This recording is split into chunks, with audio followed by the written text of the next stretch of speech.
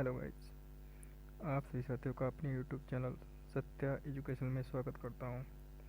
Guys, paper first BEd first semester के लिए philosophical and sociological perspective of education में unit third है, जो कि टॉपिक हमारा चल रहा है सामाजिक गतिशीलता।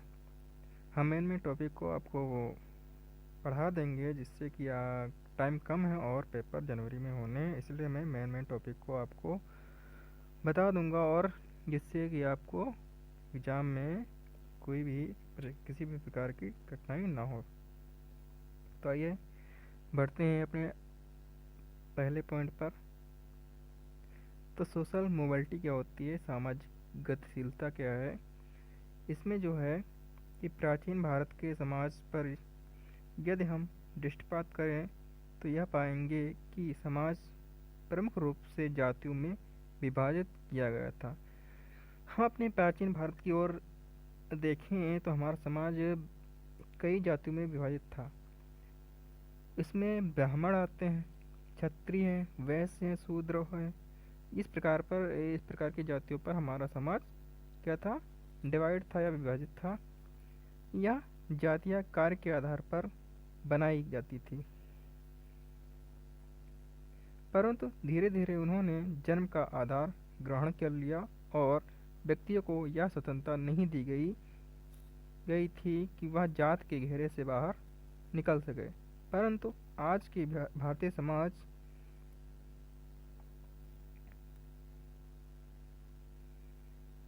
में परिवर्तन आ गया है।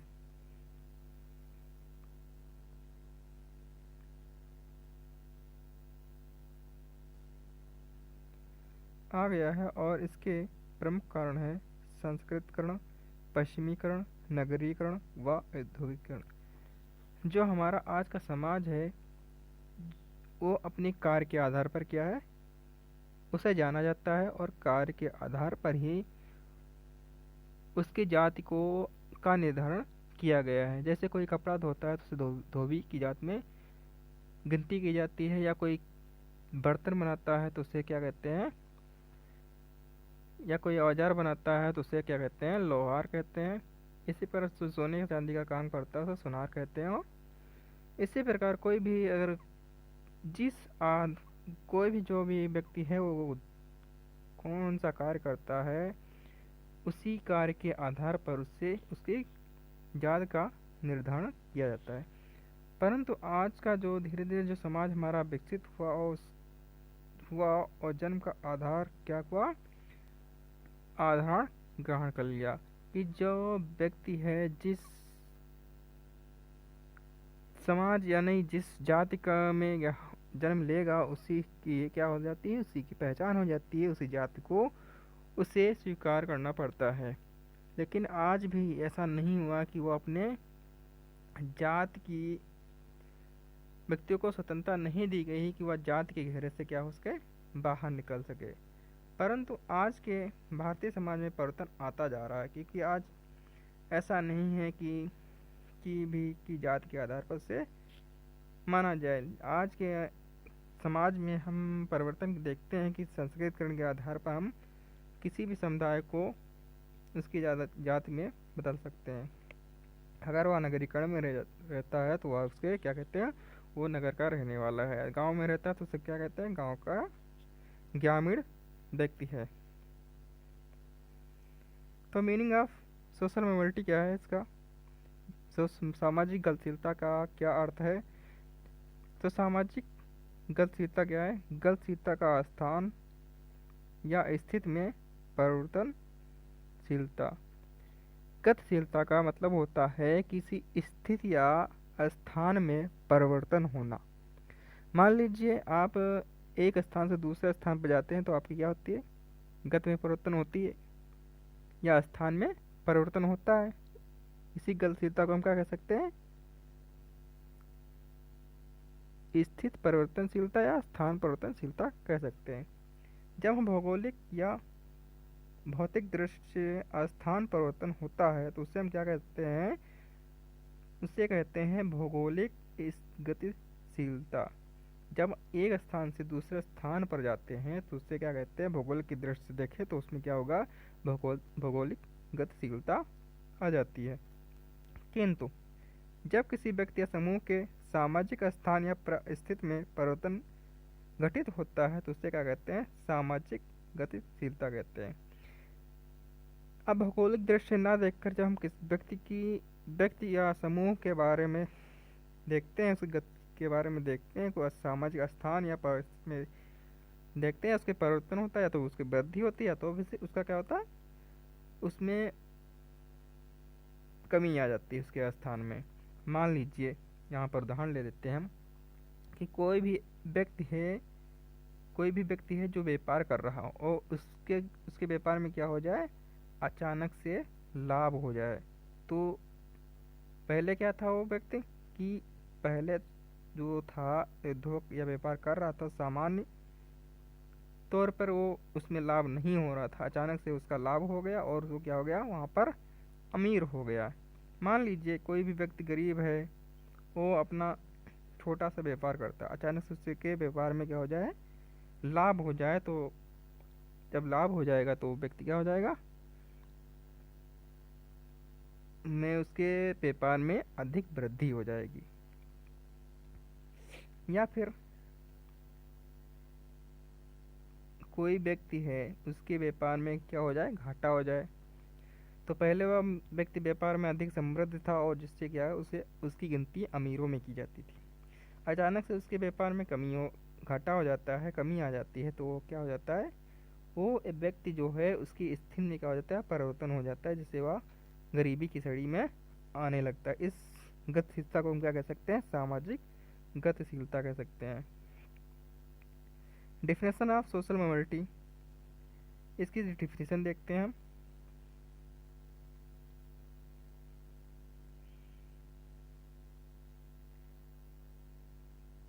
पी सोरोकिन के अनुसार सामाजिक गतिशीलता का अर्थ है सामाजिक समूहों स्तरों में किसी व्यक्ति का एक सामाजिक स्थिति से दूसरी सामाजिक स्थिति में पहुंच जाना। मैंने एग्जाम्पल के माध्यम से आपको बताया कि उसकी स्थिति में परिवर्तन कब होगा। गरीब व्यक्ति जब उसके व्यापार में अचानक से लाभ हो जाएगा तो अमीर की श्रेणी में चला जाएगा, उसके व्यापार में घाटा हो जाएगा तो क्या हो जाएगा, वो गरीबी की श्रेणी में आ जाएगा। आगे टाइप में हम बताएंगे, गतिशीलता के प्रकार में बताएंगे कैसे होगा। डब्ल्यू.सी. हेड्रिक के अनुसार सामाजिक गतिशीलता का आशय है व्यक्तियों का एक सामाजिक समूह से दूसरे सामाजिक समूह में चला जाना। टाइप ऑफ सोशल मोबिलिटी, सामाजिक गतिशीलता के प्रकार कौन कौन से हैं, इसके बारे में जानते हैं। सामाजिक गतिशीलता कई प्रकार की होती है।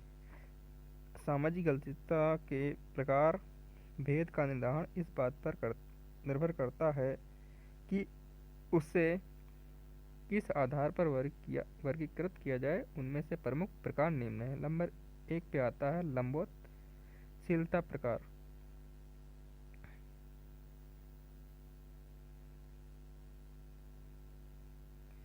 लंबवतशीलता क्या होती है, मतलब लंबाई, ये ऐसा ऊर्ध्वाधर।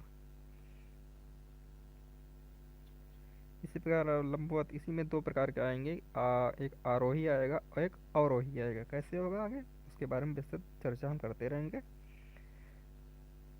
लंबवत गतिशीलता वह गतिशीलता है जिसमें एक सामाजिक स्थिति से दूसरी सामाजिक स्थिति में जाने से उसके सोपान क्रम में व्यक्ति की परिस्थिति या ऊपर उड़ती है या नीचे गिरती है। इस प्रकार लंबवत गतिशीलता जो है 2 प्रकार की होती है, एक आरोही एक अवरोही गतिशीलता। इसमें क्या होता है कि जब मैंने एक एग्जाम्पल व्यापार वाला लिया था, उसी को हम फिर से इसमें समझेंगे कैसे होगा। इसका डायग्राम देखिए, ये उच्च स्तर है पहला, दूसरा मध्य स्तर होगा, तीसरा निम्न स्तर है। तो मध्य स्तर क्या होगा, जब यहाँ पर कोई व्यक्ति है इस स्थान पे निम्न स्तर पे है, अचानक से ये कोई व्यापार कर रहा है, पहले से और अचानक से इसमें क्या हो जाए, इसको लाभ हो जाए। जब लाभ हो जाएगा तो ये क्या उसमें आएगा, उच्च श्रेणी में पहुंच जाएगा। अचानक से अगर यही व्यक्ति यहाँ पर पहुँच गया, अगर इससे इसके व्यापार में क्या हो जाए, घाटा हो जाएगा, तो ये क्या हो जाए, कहाँ पर पहुँच जाएगा, निम्न श्रेणी में पहुँच जाएगा, निम्न स्तर में पहुँच जाएगा, है ना। तो ये तो यही इस एग्जाम्पल में कह सकते हैं कि लंबवतशीलता है कौन कौन सी, आरोही और अवरोही। आरोही क्या होता है, आरोही लंबो से आरोही गतिशीलता में जब कोई व्यक्ति या व्यक्ति अपने व्यापार में उसके अचानक व्यापार में क्या हो जाता है, लाभ हो जाता है, तो निम्न स्तर से क्या हो जाता है, उच्च स्तर में पहुंचने की क्रिया ही क्या कहलाती है, आरोही गतिशीलता कहलाती है। अवरोही क्या होती है, अवरोही मीन्स कमी। जब अचानक से किसी व्यक्ति की स्थिति में मतलब व्यापार में क्या हो जाती है, कमी आ जाए, तो उससे उच्च स्तर से क्या हो जाता है, निम्न स्तर में आ जाता है। इस क्रिया या इस प्रक्रिया को क्या कहते हैं हम, अवरोही गतिशीलता कहते हैं। क्षैतिजी गतिशीलता, इसमें क्या होता है, इसमें जो होता है कि व्यक्ति अथवा समुदाय समूह एक ही स्तर पर अपने सामाजिक समूह के पद से दूसरे सामाजिक समूह के पद पर क्या हो जाता है, चला जाता है। क्षैतिज गतिशीलता में ये बताया जाता है कि कोई भी व्यक्ति हो जो पहले से कोई प्रवक्ता के पद पर क्या हो, आसीन हो, वह दूसरे विश्वविद्यालय में क्या हो जाए, पहुंच जाए, और उसी पद पर क्या हो जाए, उसकी नियुक्ति हो जाए, तो उससे क्या कहते हैं, क्षैतिज गतिशीलता कहते हैं। आइए उदाहरण के द्वारा इस डिफिनीशन को हम समझते हैं। देखिए, यदि हम आगरा विश्वविद्यालय में प्रवक्ता हैं और हम कानपुर विश्वविद्यालय चले जाएं, उससे क्षैतिज गतिशीलता कहते हैं। आगरा विश्वविद्यालय में क्या थे, प्रवक्ता थे, और वहाँ से हम क्या पहुँच गए, कानपुर विश्वविद्यालय पहुँच गए, वहाँ भी क्या हो गए, प्रवक्ता के पद पर क्या हो, नियुक्त हो गए। ऐसी प्रक्रिया को हम क्या कहते हैं, क्षैतिज गतिशीलता कहते हैं। डायग्राम के द्वारा समझिए। देखिए यहाँ पे मान लीजिए यहाँ पर क्या था, ये है आगरा विश्वविद्यालय आ पर, यहाँ पर जो व्यक्ति था प्रवक्ता के पद पर क्या था,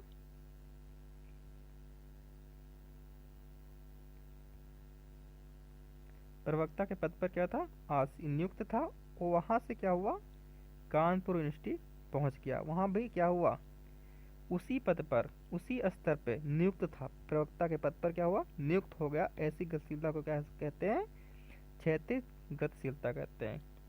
मध्य स्तर में समझे, उसी उच्च स्तर को समझते हैं। मान लीजिए यहाँ कानपुर में प्रवक्ता के पद पर था, तो फिर आगरा विश्वविद्यालय में पहुंच गया, वहाँ भी क्या हो गया, प्रवक्ता के पद पर आसीन होगा। इसी प्रकार नीचे पॉइंटों के द्वारा हम समझ सकते हैं। ठीक,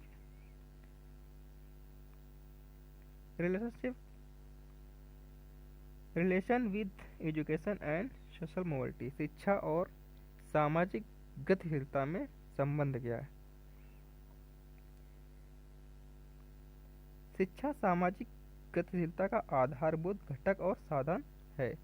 शिक्षा के द्वारा ही हम क्या कहते हैं, शिक्षा जो है सामाजिक गतिशीलता का आधारभूत घटक है और साधन है।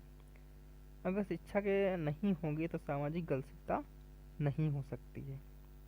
शिक्षा ही क्या है, सामाजिक गतिशीलता में एक महत्वपूर्ण रोल निभाती है, भूमिका निभाती है, जो एक साधन और घटक के रूप में सामाजिक गतिशीलता के आधार पर प्रमुख रूप भूमिका निभाती है। शिक्षा के प्रसार और विकास में सामाजिक गतिशीलता को बहुत प्रभावित किया है। शिक्षा के प्रसार में, शिक्षा का प्रसार और विकास जब होता है तो सामाजिक गतिशीलता को बहुत ही प्रभावित करती है। सामाजिक गतिशीलता, जिन समाजों में शिक्षा की सुविधाएं जितनी अधिक मात्रा में सुलभ होती हैं, उन समाजों में सामाजिक गतिशीलता उतनी अधिक होती है।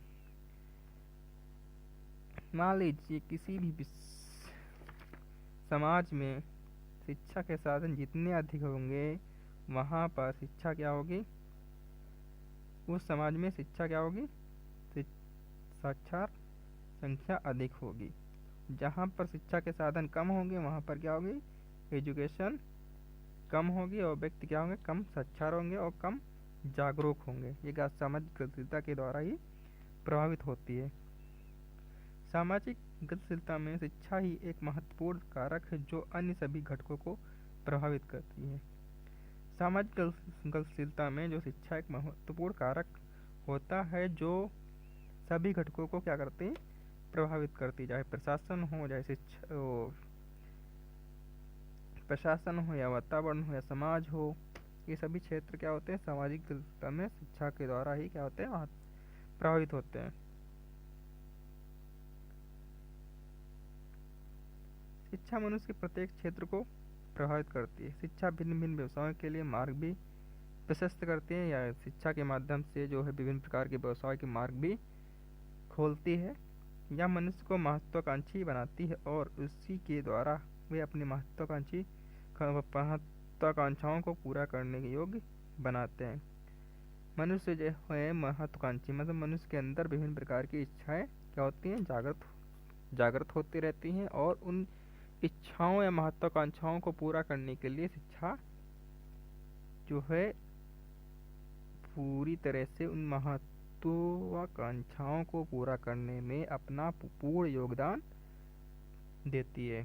शिक्षा जो है सामाजिक गतिशीलता से प्रत्यक्ष रूप से संबंधित है। शिक्षा शीर्षात्मक गतिशीलता को उत्पन्न करती है। आधुनिक युग में शिक्षा को सामाजिक गतिशीलता का प्रमुख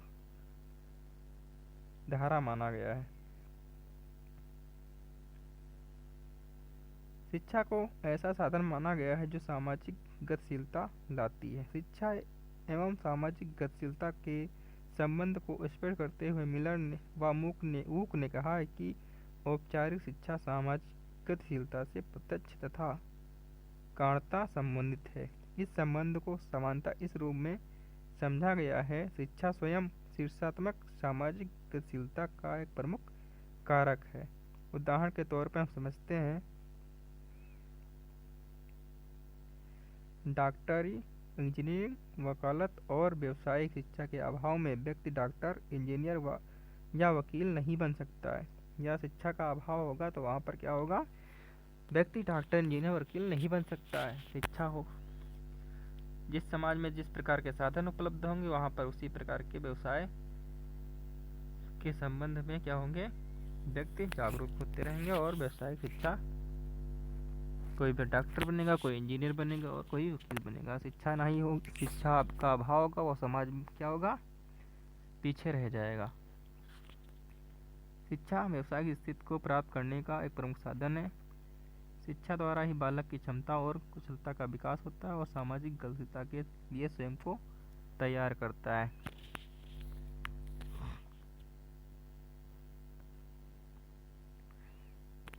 वीडियो अच्छा लगे तो लाइक करना और शेयर करना ना भूलें, और जो नए न्यू लोग हैं वो चैनल को सब्सक्राइब कर लें, जिससे कि इसी प्रकार की वीडियो प्राप्त होती रहें, जिससे एग्ज़ाम में आपको पेपर देने में कठिनाई ना हो। Thank you.